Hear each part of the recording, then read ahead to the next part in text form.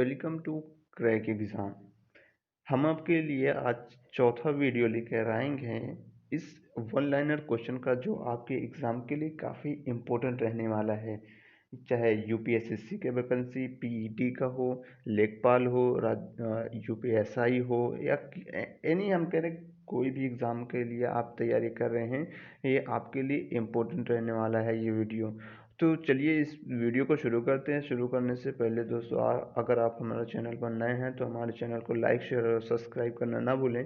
और इस वीडियो को जितने भी तुम्हारे पास आपके पास इम्पोर्टेंट रिलेटेड ग्रुप हैं उन सब में ज़रूर शेयर करें, ताकि इस वीडियो का लाभ सभी को मिल सके। तो चलिए दोस्तों, शुरू करते हैं अपने फर्स्ट क्वेश्चन से। इसमें मैं आपको वन लाइनर क्वेश्चन कराऊंगा, जो आपके एग्ज़ाम के लिए काफ़ी इम्पोर्टेंट रहने वाले हैं, और आपको ये बहुत ही थोड़े समय में मैं दे रहा हूँ, और इसमें मैं 40 क्वेश्चन कवर कर रहा हूँ। इसका एक प्लेलिस्ट बना है। अगर आप इसके पहले इसका तीन वीडियो नहीं देखे हैं तो जाके वो देखिए। प्लेलिस्ट में आपको इस वीडियो का वो ऐड मिल जाएगा। प्लेलिस्ट में आप देखिए, आपको तीनों वीडियो आपको पहले मिलेंगे। आप तीनों वीडियो को देखिए, फिर इसके बाद ये फोर्थ वीडियो देखिए। तो चलिए दोस्तों, शुरू करते बिना देरी किए फर्स्ट क्वेश्चन से। अपनी फर्स्ट क्वेश्चन है हमारा, उत्तर प्रदेश उत्तर पश्चिम रेलवे का मुख्यालय कहाँ है? तो उत्तर पश्चिम रेलवे का मुख्यालय जयपुर में है। इलाहाबाद में कौन? उत्तर मध्य रेलवे का मुख्यालय। उत्तर रेलवे का मुख्यालय कहाँ? उत्तर रेलवे का मुख्यालय दिल्ली है। इसके बाद उत्तर पूर्व रेलवे कहाँ है? तो हाजीपुर है। तो ऐसे दक्षिण पश्चिम रेलवे कौन है? तो आपका ये सिकंदराबाद है। दक्षिण रेलवे कौन है? चेन्नई है। पश्चिम रेलवे कौन है? तो मुंबई चर्च गेट है। ऐसे ऐसे ये आपको एक्स्ट्रा फैक्ट देते रहेंगे, जिसको आप नोट्स कर सकते हैं और इसका एक बेहतरीन नोट्स बना सकते हैं। तो चलिए दोस्तों, अगले क्वेश्चन में बात करते हैं। सूर्य को उसकी ऊर्जा कैसे मिलती है? तो परमाणु संलयन से सूर्य को उसकी ऊर्जा मिलती है। हम जानते हैं कि हीलियम का हाइड्रोजन का हीलियम में कन्वर्जन होता है। इस वजह से सूर्य को नाभिकीय संलयन से ऊर्जा मिलती है। अगले क्वेश्चन पे बात करते हैं। हमारा नेक्स्ट क्वेश्चन है, विश्व का सबसे छोटा देश का क्या नाम है? तो वेटिकन सिटी विश्व का सबसे छोटा देश है। विश्व का सबसे छोटा देश कौन सा है? वेटिकन सिटी है। ये मान के चलिए कि 1 किलोमीटर स्क्वायर से भी कम एरिया में वेटिकन सिटी बसा है। एक क्वेश्चन मैं आपको याद दिलाता हूँ कि सबसे पहले कहा जाता है कि लेसोथो कहाँ है? तो लेसोथो आप जानिए कि दक्षिण अफ्रीका में लेसोथो देश है, और वो दक्षिण अफ्रीका के पूर्णतः अंदर है। तो लेसोथो वहाँ मिलेगा। इसके अलावा नेक्स्ट क्वेश्चन में बात करते हैं, विश्व की सबसे लंबी नदी कौन सी है? तो नील नदी विश्व की सबसे लंबी नदी है। इसके अलावा जब अगर विश्व की सबसे बड़ी नदी की बात करें तो सबसे बड़ी नदी कौन सी है? तो सबसे बड़ी नदी अमेजन नदी है। सबसे बड़ी नदी अमेजन नदी है। और सबसे लंबी नदी कौन सी है? नील नदी है। नील नदी दो नदियों के संगम से बनती है, जिसे एक को ब्लू नील कहते हैं, एक वाइट नील कहते हैं। तो चलिए आसवान बांध की बात करें, आसवान बांध नील नदी पर है। चलिए दोस्तों, अगले क्वेश्चन में बात करते हैं हम। नेक्स्ट क्वेश्चन, हमारा अगला क्वेश्चन है, भारतीय राष्ट्रीय कांग्रेस की प्रथम भारतीय महिला कौन अध्यक्ष बनी थी? तो भारतीय राष्ट्रीय कांग्रेस की प्रथम कौन महिला थी जो अध्यक्ष बनी थी? तो उसका आंसर है सरोजिनी नायडू। सरोजिनी नायडू 1925 में कानपुर अधिवेशन में भारतीय राष्ट्रीय कांग्रेस की अध्यक्ष बनी। इसके पहले क्वेश्चन बनेगा कि सबसे पहली महिला कांग्रेस के अध्यक्ष कौन थी? तो वो एनी बेसेंट थी। एनी बेसेंट कब बनी? एनी बेसेंट बनी 1917 कोलकाता अधिवेशन। 1917 कोलकाता अधिवेशन में एनी बेसेंट बनी। एनी बेसेंट की बात करें तो एनी बेसेंट ने होम रूल लीग शुरू किया था। होम रूल लीग दो लोगों ने शुरू किया था। दो लोगों में कौन? एक एनी बेसेंट और बाल गंगाधर तिलक ने शुरू किया था। तो एनी बेसेंट सितंबर 1916 में होम रूल लीग शुरू किया था। इसके अलावा एनी बेसेंट काफ़ी देश को आज़ाद कराने के लिए काफ़ी हमारी हेल्प की हैं। अगले क्वेश्चन पे बात करते हैं। हमारा नेक्स्ट क्वेश्चन है, गदर आंदोलन का संस्थापक कौन था? तो लाला हरदयाल गदर आंदोलन के संस्थापक थे। अगर गदर आंदोलन की बात करें तो गदर पत्रिका यहाँ से निकाली गई थी। कब निकाली गई थी? 1913 में सैन फ्रांसिस्को से, अमेरिका से निकाली गई थी। सैन फ्रांसिस्को से गदर पत्रिका निकाली गई थी और किसके द्वारा? लाला हरदयाल के द्वारा। और इसके साथ ही सोहन सिंह भकना भी थे इसमें। अगले क्वेश्चन पे बात करते हैं, महात्मा बुद्ध द्वारा दिए गए उपदेश किस भाषा में दिए गए थे? तो महात्मा बुद्ध द्वारा पाली भाषा में जो भी जितने भी उपदेश दिए गए थे वो पाली भाषा में दिए गए थे। इसके अलावा हम कुछ एक्स्ट्रा बात करें तो महात्मा बुद्ध, जिनका जन्म लुम्बिनी में हुआ था, इनको महापरिनिर्वाण कहाँ प्राप्त हुआ? तो कुशीनगर में हुआ था। इसके अलावा इनके पुत्र का नाम राहुल था और इनका बचपन का नाम सिद्धार्थ था। इनकी पत्नी का नाम यशोधरा था। और इनकी आगे इस क्वेश्चन के अलावा हम बात करें, अगर महावीर या जैन धर्म की हम बात करें तो जैन धर्म में जितने भी उपदेश दिए गए हैं वो पाली ना होकर वो प्राकृत में दिए गए हैं। तो प्राकृत में सारे उपदेश जैन धर्म में दिए गए हैं। तो जैन धर्म के संस्थापक कौन माने जाते हैं? तो ऋषभदेव जैन धर्म के संस्थापक माने जाते हैं। और मुख्य तीर्थंकर कौन माने जाते हैं? तो महावीर स्वामी मुख्य तीर्थंकर माने जाते हैं। नेक्स्ट क्वेश्चन पे बात करते हैं। हमारा अगला क्वेश्चन है, घोड़ों को दागने और चेहरे की पहचान पद्धति किसने विकसित की थी? तो अलाउद्दीन खिलजी ने घोड़ों को दागने और चेहरों की पहचान करने की पद्धति विकसित की थी। ये अलाउद्दीन खिलजी तुगलक वंश का संस्थापक था। तो तुगलक वंश का प्रतापी राजा हुआ। तुगलक वंश का संस्थापक गयासुद्दीन, सॉरी ये अलाउद्दीन खिलजी तुगलक वंश का नहीं है। और तुगलक वंश की बात करें तो तुगलक वंश का संस्थापक गयासुद्दीन तुगलक था। इसके अलावा हम अलाउद्दीन की बात करें तो अलाउद्दीन ने बाजार नियंत्रण प्रणाली शुरू की थी और बाजार में मूल्य को स्थिर बनाए रखने के लिए कार्य किया था।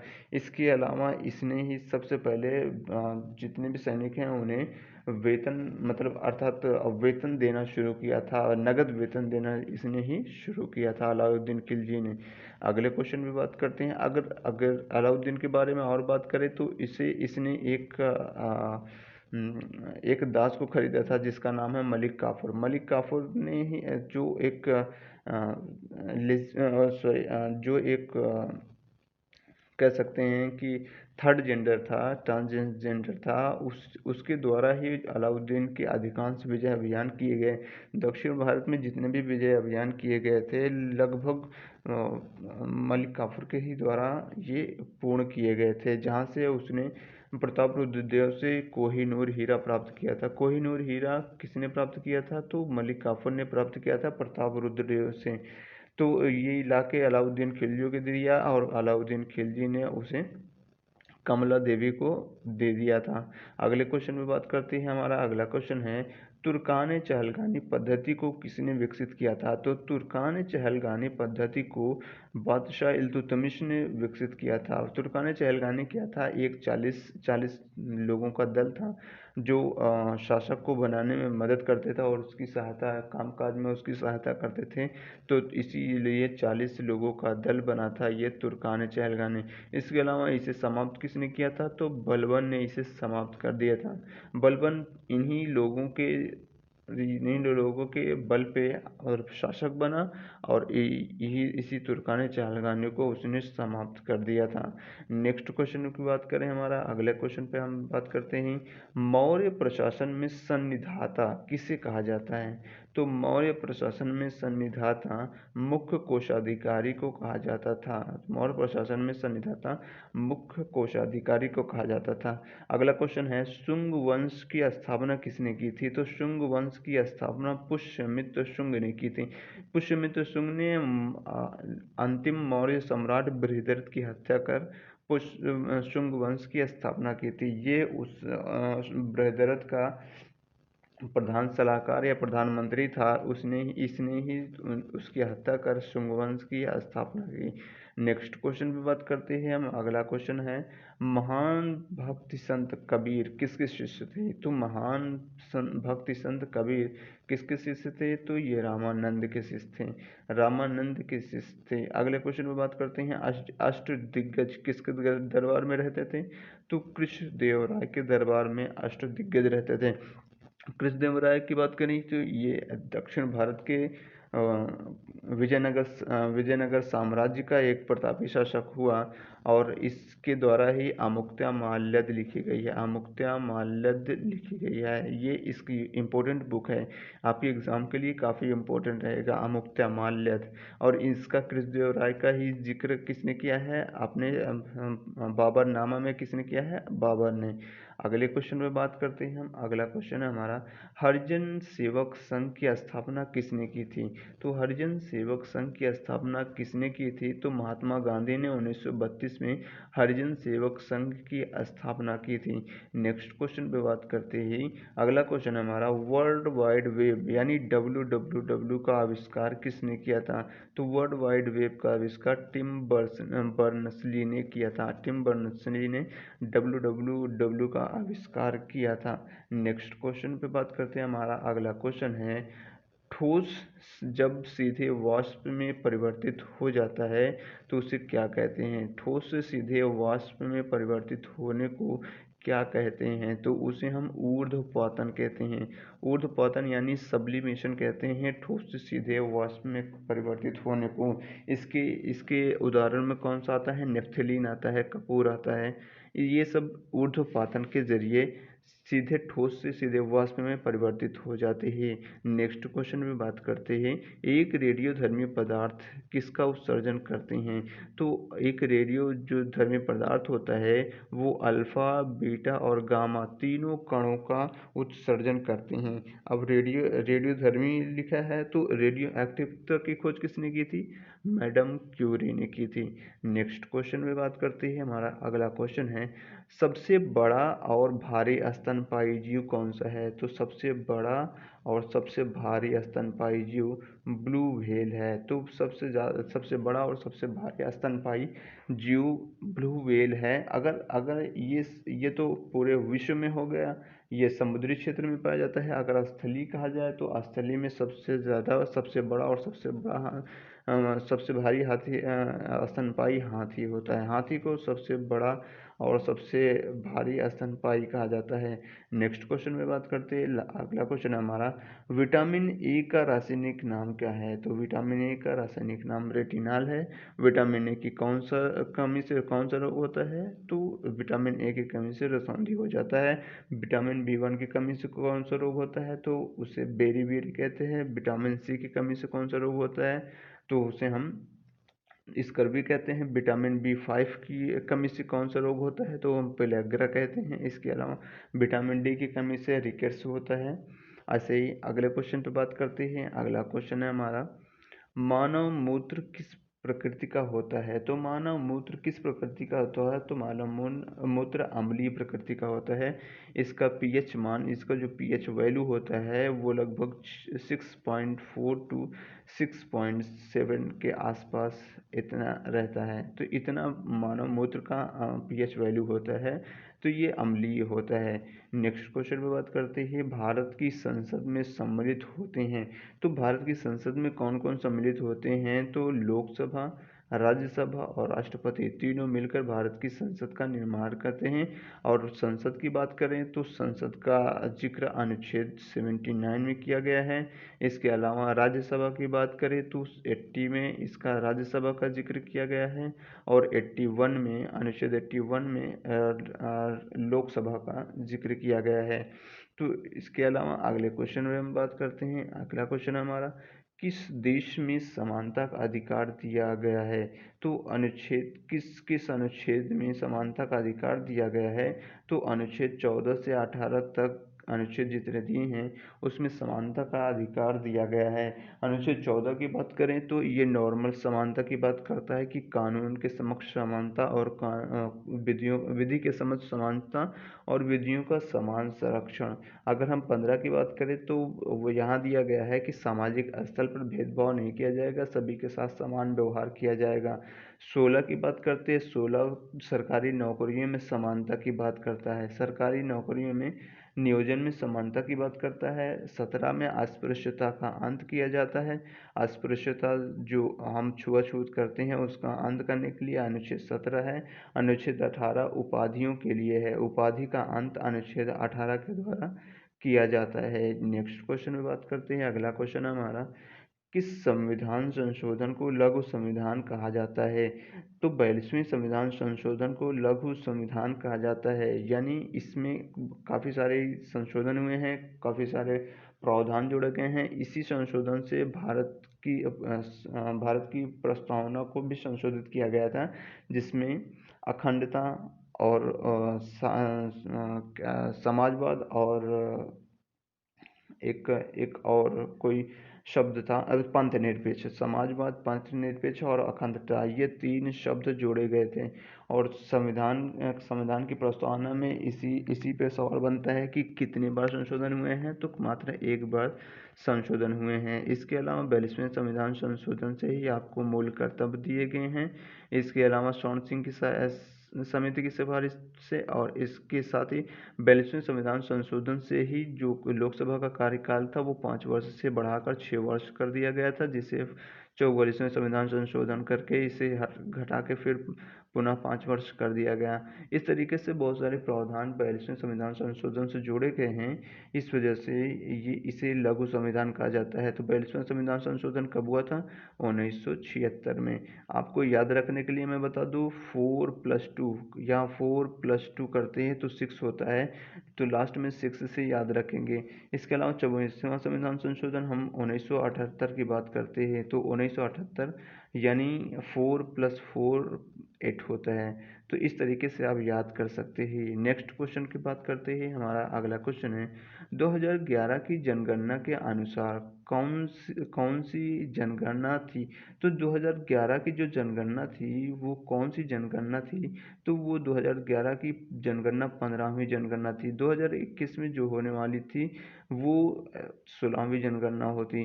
तो इस तरीके से अब तक 15 जनगणना हो चुकी है। पहली जनगणना कब हुई थी? तो पहली विधिवत जनगणना की बात करें तो 1882 में हुई थी। अगर पहली जनगणना की बात करें तो 1872 में पहली जनगणना लॉर्ड मेयो के काल में शुरू की गई थी। नेक्स्ट क्वेश्चन है हमारा, ईडन गार्डन स्टेडियम कहाँ है? तो ईडन गार्डन स्टेडियम कोलकाता में है। अगर ग्रीन पार्क की बात करेंगे तो ग्रीन पार्क कानपुर में है। नरेंद्र मोदी स्टेडियम की बात करेंगे तो अहमदाबाद में है। और ये नरेंद्र मोदी स्टेडियम भारत का सबसे बड़ा स्टेडियम है। इसके अलावा दूसरा सबसे बड़ा स्टेडियम कहाँ बन रहा है? तो जयपुर में अभी दूसरा सबसे बड़ा क्रिकेट स्टेडियम बन रहा है। अगर सबसे बड़े हॉकी स्टेडियम की बात करेंगे तो राउरकेला, उड़ीसा के राउरकेला में सबसे बड़ा हॉकी स्टेडियम बनाया जा रहा है। नेक्स्ट क्वेश्चन पे बात करते हैं, हमारा अगला क्वेश्चन है, नॉकडाउन किस खेल से संबंधित है? तो नॉकडाउन मुक्केबाजी खेल से संबंधित है। ऐसे क्वेश्चन, फैक्चुअल क्वेश्चन आपके एग्जाम के लिए काफ़ी इंपॉर्टेंट रहते हैं। अगले क्वेश्चन पे बात करते हैं, वायु शून्य स्थान में प्रकाश की गति कितनी होती है? तो वायु के शून्य स्थान में प्रकाश की गति 3 × 10⁸ मीटर पर सेकेंड होती है, यानी 3 × 10⁸ मीटर पर सेकेंड होती है। ये आपके एग्ज़ाम के लिए काफ़ी इम्पोर्टेंट रहने वाले हैं। दोस्तों, अगर आप हमारे चैनल पर नए हैं तो हमारे चैनल को लाइक, शेयर और सब्सक्राइब करना ना भूलें। और आपके पास जितने भी स्टडी रिलेटेड व्हाट्सएप और फेसबुक ग्रुप हैं उन सब में भी इस वीडियो को ज़्यादा से ज़्यादा शेयर करें, ताकि ज़्यादा से ज़्यादा लोगों को लाभ हो सके। क्योंकि आपके आने वाले समय में एग्ज़ाम आने वाले हैं पीटी का, यूपी लेखपाल और इसके अलावा यूपीएसआई और यूपी टीईटी, सुपर टीईटी, जितने भी आपके एग्ज़ाम्स होंगे वो सबके एग्ज़ाम के लिए आपके ये क्वेश्चन इंपॉर्टेंट रहने वाले हैं। जितने भी हमने इम्पोर्टेंट क्वेश्चन कराए हैं आपको, ये सब प्रीवियस ईयर में आए हुए क्वेश्चन हैं या ज़्यादा से ज़्यादा बार ये रिपीट हुए हैं क्वेश्चन, तो ये क्वेश्चन आपके लिए एग्ज़ाम के लिए काफ़ी इम्पोर्टेंट रहेंगे। तो अगले क्वेश्चन पे हम शुरू बात करते हैं। हमारा अगला क्वेश्चन है, टीपू सुल्तान किस युद्ध में मारे गए थे? तो टीपू सुल्तान चतुर्थ एंग्लो मैसूर वॉर में 1799 में मारा गया था। तो टीपू सुल्तान चतुर्थ एंग्लो मैसूर वॉर में मारा गया था। इसके अलावा मैसूर वॉर की बात है तो पहला मैसूर वॉर कब हुआ था? 1769 से 1766 से 1769। इसके अलावा दूसरा कब हुआ था? तो 1780 से 1782। तीसरा कब हुआ था? तो 1792 से 92 में हुआ था। इसके अलावा फोर्थ कब हुआ था? तो 1799 में हुआ था। चूँकि पहले और दूसरे मैसूर वॉर में टीपू सुल्तान या मैसूर राज्य विजयी था। इसके अलावा तीसरे में श्रीरंगपट्टनम की संधि हुई है, वो टीपू सुल्तान के साथ हुई थी, जिसमें उसे युद्ध के हार जाने के रूप में 2 करोड़ रुपए देने पड़े, जिसके लिए उसके बेटों को गिरवी रख लिया गया था। इसके अलावा फोर्थ एंग्लो वॉर में टीपू सुल्तान 1799 में मारा गया। ठीक है, अगले क्वेश्चन में बात करते ही, प्राथमिक रंग कौन से होते हैं? तो लाल, हरा, नीला, ये प्राथमिक रंग होते हैं। इसे याद करने के ट्रिक मैं बताऊं तो आपको लाहनी करके याद करना है। लाहनी यानी कि लाहनी नाम भी हो सकता है, और अभी मिनिस्ट्रियल क्षेत्र में लाहनी कोई नाम था, तो ऐसे लाहनी याद करना है। तो ला से लाल, हा से हरा, नी से नीला, तो लाल, हरा, नीला करके आप याद करेंगे तो ये प्राथमिक रंग हो जाते हैं। आपके एग्जाम के लिए काफ़ी इंपॉर्टेंट रहेगा। नेक्स्ट क्वेश्चन पे बात करते हैं हम। नेक्स्ट क्वेश्चन हमारा, शुद्ध पानी का पीएच वैल्यू कितना होता है? तो पीएच मान शुद्ध पानी का कितना होता है? तो 7 होता है। और ह्यूमन ब्लड की बात करें तो इसका पीएच मान 7.4 होता है। इसके अलावा आगे चलते हैं हम अगले क्वेश्चन पे। भारत में प्रशासन का औपचारिक प्रधान कौन होता है? तो औपचारिक प्रधान प्रशासन का राष्ट्रपति होता है भारत में।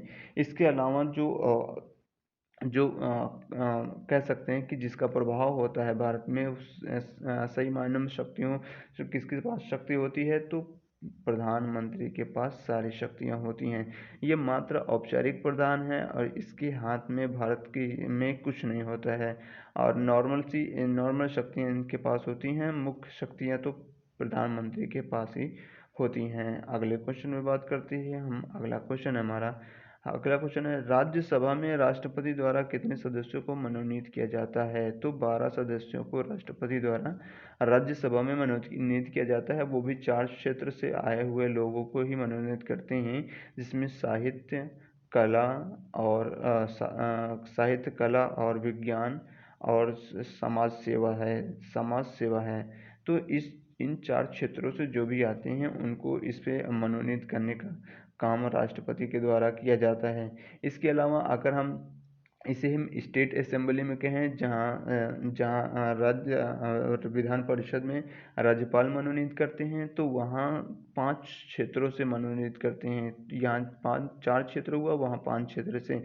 इन सभी को लेकर वहाँ एक सहकारिता को भी जोड़ दिया जाता है। सहकारिता क्षेत्र से आने वाले लोगों को भी वहाँ मनोनीत किया जा सकता है। नेक्स्ट क्वेश्चन है हमारा, सदन की संयुक्त बैठक की अध्यक्षता कौन करता है? तो लोकसभा स्पीकर या लोकसभा अध्यक्ष सदन के संयुक्त बैठक की अध्यक्षता करता है। संयुक्त बैठक से और इम्पोर्टेंट फैक्ट मैं आपको बताऊं तो इसको कौन आहूत करता है, यानी कौन बुलाता है? तो राष्ट्रपति इसे बुलाता है। और इसका अध्यक्षता कौन करता है? तो लोकसभा स्पीकर करता है। लास्ट में सबसे ज़्यादा बहुमत किसका पड़ता है? तो वो फिर पुनः लोकसभा का इसमें बहुमत ही रहता है। इसके अलावा संयुक्त बैठक किस अनुच्छेद में दी गई? तो आर्टिकल 108 में संयुक्त बैठक का प्रावधान किया गया है। नेक्स्ट क्वेश्चन पे बात करते हैं। हमारा अगला क्वेश्चन है, भारतीय संविधान में अधिकांशतः किसका प्रभाव है? तो भारतीय संविधान में अधिकांशतः किसका प्रभाव दिखाई देता है? तो भारत सरकार अधिनियम 1935 का प्रभाव दिखाई देता है। अगर ये एक्ट या सन की बात करें या अधिनियम की बात करें तब, अगर देश की बात करें तो सबसे ज़्यादा प्रभाव हमारे संविधान पर ब्रिटेन का है। ब्रिटेन से हमने सब सर्वाधिक प्रावधान लिए हैं और सर्वाधिक प्रावधान ब्रिटेन का है। इसके अलावा और इसका इस संबंध में भारतीय सरकार एक्ट अधिनियम 1935 का ज़्यादा प्रभाव भारत के संविधान पर दिखता है।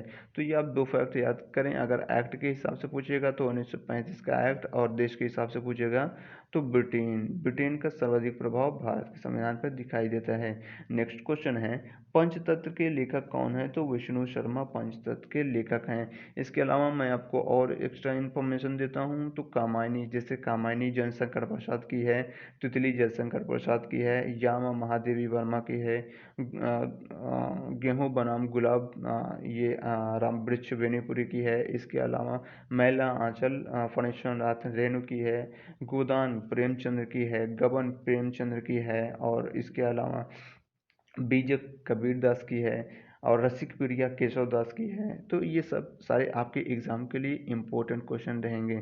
नेक्स्ट क्वेश्चन पे बात करते हैं हम। अगला क्वेश्चन है, दादा साहेब फाल्के पुरस्कार किस क्षेत्र में दिया जाता है? तो दादा साहेब फाल्के पुरस्कार किस क्षेत्र में दिया जाता है? तो फिल्म जगत के में दिया जाता है दादा साहेब फाल्के पुरस्कार। अभी हाल ही में 91वें दादा साहेब फाल्के पुरस्कार किसको दिया गया है? तो रजनीकांत को दिया गया है। इसके अलावा 50वां किसे दिया गया था? तो 50वें अमिताभ बच्चन को दिया गया था।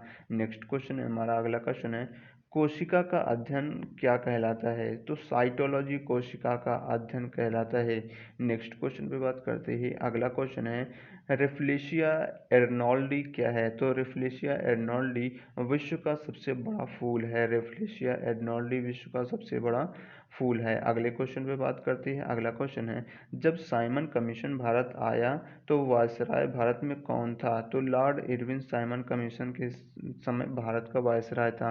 1927-28 में साइमन कमीशन भारत आया, और इसी समय लॉर्ड इरविन भारत में वायसराय था। इसके अलावा गांधी इरविन समझौते की बात करें तो 1932 में 1931 में गांधी इरविन समझौता हुआ, तो इसी समय और वायसराय लॉर्ड इरविन था। वायसराय गांधी इरविन समझौता हुआ था गोलमेज सम्मेलन में भाग लेने के लिए। गोलमेज सम्मेलन से क्वेश्चन बनते हैं कि कौन सा कांग्रेस का दल किस गोलमेज सम्मेलन में भाग लिया था? तो सेकेंड गोलमेज सम्मेलन में भाग लिया था। और किसने भाग लिया था? तो गांधी जी ने भाग लिया था। इसके अलावा गोलमेज सम्मेलन से और क्वेश्चन बनते हैं कि तीनों गोलमेज सम्मेलन में किसने भाग लिया था? तो अंबेडकर ने तीनों गोलमेज सम्मेलन में भाग लिया था। चित्तरंजन दास ने तीनों गोलमेज सम्मेलन में भाग लिया था। अगले क्वेश्चन पे और अंतिम क्वेश्चन में हम बात करते हैं, भारतीय अशांति का जनक किसे कहा जाता है? तो भारतीय अशांति का जनक बाल गंगाधर तिलक को कहा जाता है। और किसने कहा था? विंस्टन चर्चिल ने कहा था। तो भारतीय अशांति का जनक बाल गंगाधर तिलक को कहा जाता है। तिलक की बात करें, तिलक ने केसरी और मराठा पत्रिका शुरू की थी। केसरी और मराठा पत्रिका से भी क्वेश्चन बन जाते हैं कि ये जो केसरी है वो किस भाषा में है, मराठा है जो किस भाषा में है? तो मराठा इंग्लिश में है और केसरी मराठी में है। इसके अलावा जो बाल गंगाधर तिलक की हम बात करें तो 1916 में इन्होंने होम रूल लीग शुरू की है। अप्रैल 1916 में होम रूल लीग इन्होंने शुरू की थी। इसके अलावा बाल गंगाधर तिलक की बात करें तो बाल गंगाधर तिलक ने गणेश उत्सव मनाया था अपने महाराष्ट्र में। तो ये था दोस्तों आज का हमारा करंट अफेयर। ये था हमारा आपका जीएस। और आपको ये जीएस का वन लाइनर सिस्टम कैसा लगा आप हमें कमेंट करके ज़रूर बताएं। और इसके अलावा ये जितने भी आपके एग्ज़ाम्स होने वाले हैं, चाहे पीईटी का हो, चाहे पेट का हो, इसके अलावा यूपी लेखपाल हो, और इसके अलावा यूपीएसआई हो, टीटी हो, सुपर टेट हो, इसके अलावा आप जितने भी वनडे एग्ज़ाम की तैयारी कर रहे हैं या पीसीएस लेवल तक की भी तैयारी कर रहे हैं, ये आपके लिए इम्पोर्टेंट रहने वाला है। इस जितने भी क्वेश्चन लिए गए हैं सब सारे दोस्तों सिलेक्टेड क्वेश्चन लिए गए हैं आपके एग्ज़ाम के लिए। ये प्रीवियस ईयर के भी क्वेश्चन हैं इसमें, और आपके बाद कई सारे एग्ज़ाम पर ये रिपीट भी हुए हैं। तो ये सारे क्वेश्चन आपके एग्ज़ाम के लिए काफ़ी इंपॉर्टेंट रहेंगे। तो आपको मैं बोलता हूँ कि आपके पास जितने भी स्टडी रिलेटेड व्हाट्सएप और फेसबुक ग्रुप हैं उन सब में इस वीडियो को शेयर करना ना भूलें, और जिससे ज़्यादा से ज़्यादा लोगों को इसका लाभ मिल सके। तो ये था हमारा आज का जो जीएस का वन लाइनर करीब आपको हमने 40 क्वेश्चन कराए हैं इतनी तेज़ी से। और आपको ऐसे ही वीडियो देखने के लिए हमारे चैनल को लाइक शेयर और सब्सक्राइब करें। तो ये था आज का हमारा वीडियो। तो अगले वीडियो में हम फिर मिलेंगे दोस्तों, तब तक के लिए नमस्कार।